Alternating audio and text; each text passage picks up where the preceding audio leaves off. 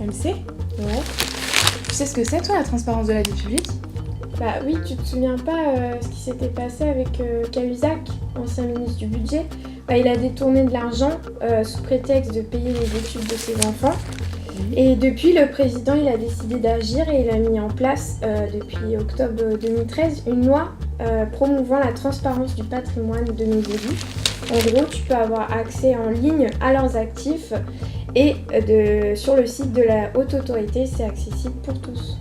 Ouais, donc en fait la haute autorité, c'est un peu comme un commissaire qui fait régir l'ordre chez les fraudeurs.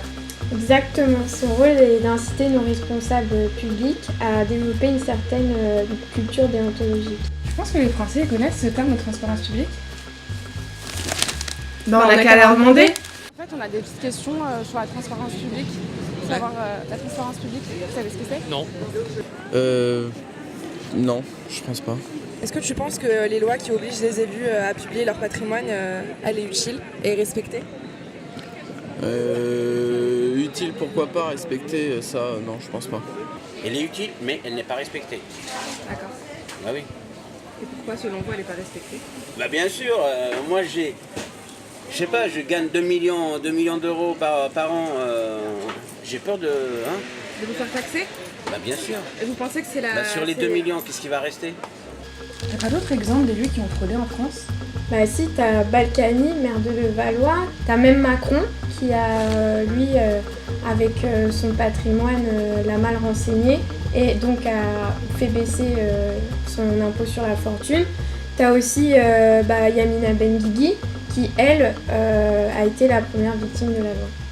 Tu penses pas qu'en France, l'argent est tellement tabou que les élus fraudent, du coup? L'argent? Mais non. Pourquoi? Pourquoi c'est un sujet tabou? Je sais pas, moi j'ai pas de mal à parler d'argent. Enfin, si, peut-être dans un cercle plus proche, avec des amis proches, ça peut être tabou, mais non, je pense. Que l'argent est un sujet tabou en France?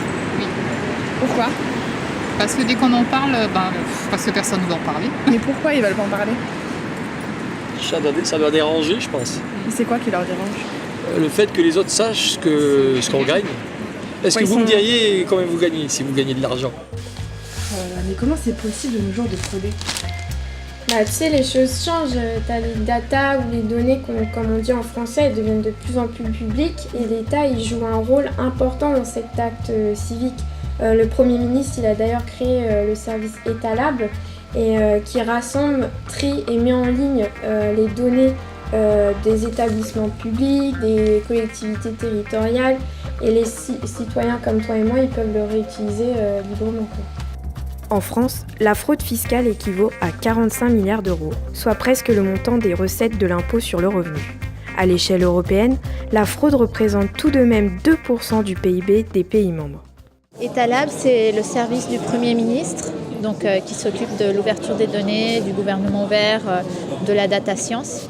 Nous, on n'est pas responsable des données que l'Assemblée nationale décide d'ouvrir, même si on va les pousser à qu'ils les ouvrent parce qu'on croit dans ce mouvement et nous, on est plutôt responsable pour l'ouverture des données qui sont générées par les administrations dans le gouvernement.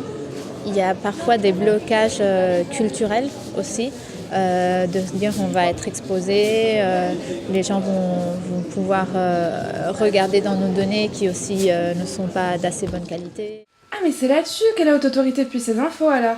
Exactement, mais est-ce que ça peut suffire? Bah justement, tu sais, moi je connais plutôt les associations civiles et qui ont aucune attache avec l'État. Et en fait, elles se gênent pas du tout pour dire tout ce qu'elles ont envie de dire. Et c'est le cas de Regard Citoyen, je sais pas si tu connais, c'est une association qui se bat pour un système beaucoup plus transparent. Et elle dévoile même ce que les élus font de la réserve parlementaire qui leur sont accordées à chaque fois. Regard Citoyen, c'est une association qui est née en 2009 du désir initial d'essayer de fournir à tous les citoyens un moyen de mieux suivre, mieux comprendre ce qui se passe effectivement à l'Assemblée nationale. Donc vraiment au début pour lancer ce site nosdéputés.fr qui permet du coup d'essayer de trouver qui est son député déjà, parce que c'est pas forcément toujours facile de savoir qui est son député, et puis savoir concrètement qu'est-ce qu'il fait à l'Assemblée. Et c'est quoi la réserve parlementaire? C'est quelque chose qui pendant longtemps a été très opaque et qui a fini par enfin être révélé au grand jour suite à l'action d'une autre association qui s'appelle l'Association pour une démocratie directe, qui était notamment animée par Hervé Le Breton, qui a fait justement un travail important auprès de la CADA, qui est la commission d'accès aux documents administratifs, qui permet d'accéder à des documents dont on sait qu'ils existent dans l'administration, mais que l'administration ne veut pas les rendre publics. Concrètement, ils ont un total budgétaire dont ils peuvent dire il faut attribuer tant de subventions à telle association, à telle ville, à telle association. Et donc du coup, ce qu'ils font concrètement, il n'y a pas d'argent qui circule dans leurs mains ou autre, c'est ils écrivent sur une feuille l'an prochain, vous donnerez 40 000 à telle association et 20 000 à telle ville pour telle chose et tel projet. Mais au final, cette obsession de transparence publique, elle n'a pas ses limites, parce qu'à force de vouloir tout rendre public aux yeux des citoyens, ça peut peut-être faire fuir les élus et les pousser à frauder, non? Et tu sais, d'après le directeur du CNRS, Pierre Lascombe, les riches fraudent autant que les plus pauvres, mais ils se donnent plus de bonnes raisons de le faire. Il y aurait quoi comme solution du coup? Selon par exemple Bruno Leroux ou alors Éric Alpen, le juge anticorruption, ils ont avancé l'idée de rendre inéligibles tous les élus fraudeurs. Parce que ces personnes-là, il faut leur faire comprendre que leur action a été mal et ils ne peuvent pas rester impunis. Moi aussi, j'avais entendu l'idée de séparer la justice de l'État. Parce que quand il y a des procès, au final, on ne sait pas si les élus ont corrompu au préalable les magistrats, les juges, ou même les avocats. Si toi aussi tu te demandes on fait quoi, alors rejoins notre chaîne YouTube.